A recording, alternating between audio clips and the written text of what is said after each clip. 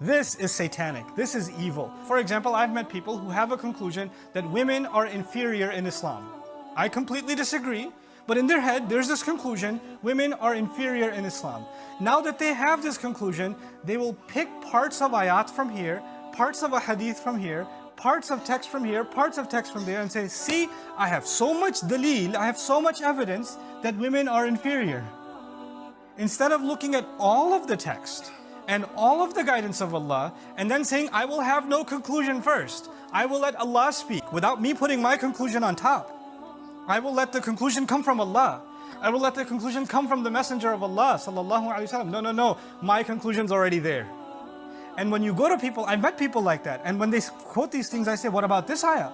What about this hadith? What about the wrong way you quoted this ayah? They say, no, there's another way of looking at it. Not willing to look at, maybe I got this wrong, because my conclusion can't change. I can change the way to interpret the word of Allah, but my conclusion is set.